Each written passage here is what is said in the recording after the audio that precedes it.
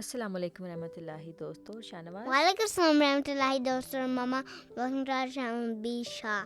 اچھا شاہنواز, آج ماما آپ کو جو حکایت سنائیں گی اس کا ٹائٹل ہے امیروں کا حال.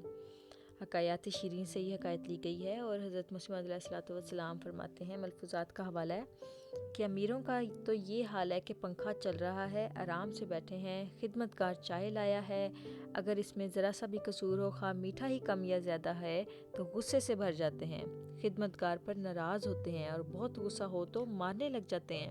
حالانکہ جیسے وہ خدمت گار انسان ہے, اس سے غلطی اور بھول ہو سکتی ہے, ویسے ہی وہ امیر بھی انسان ہے.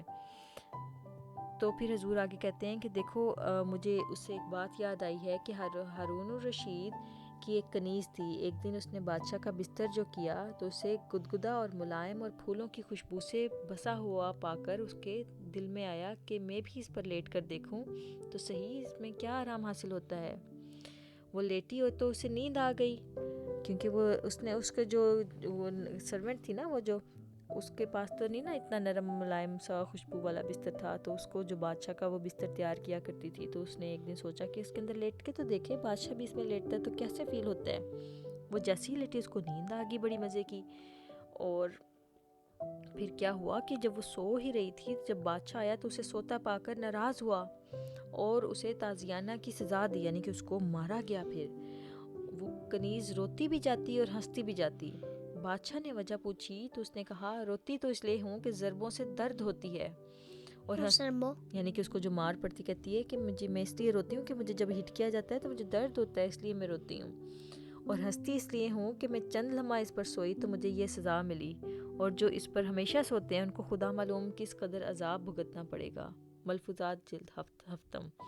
شاہنواز, کیا سمجھ میں آیا ہے؟ I can't remember.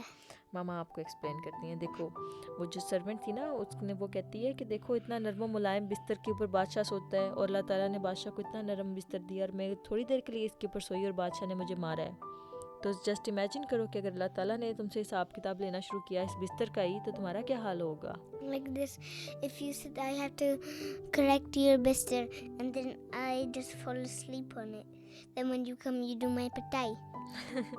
نہیں, میں نہیں آپ کی پٹائی کروں گی. اچھا, تو ہمیں اس چیز سے سمجھ میں لگتی ہے کہ اللہ تعالیٰ جو ہے وہ کتنا اپنے بندوں کے ساتھ رحیم اور رحمان ہے, کہ وہ اپنے بندوں کو نعمتیں بھی دیتا ہے اور اس طرح سے ان کا حساب کتاب بھی نہیں کرتا. اور ایک دنیا کے بادشاہ ہیں کہ معمولی سی جو ہے کنیز جو ہے اس کے اوپر تھوڑی دیر کے لیے, کچھ لمحوں کے لیے لیٹی ہے اور اس کو نیند آ گئی اور بادشاہ نے اس کی پٹائی کروا دی.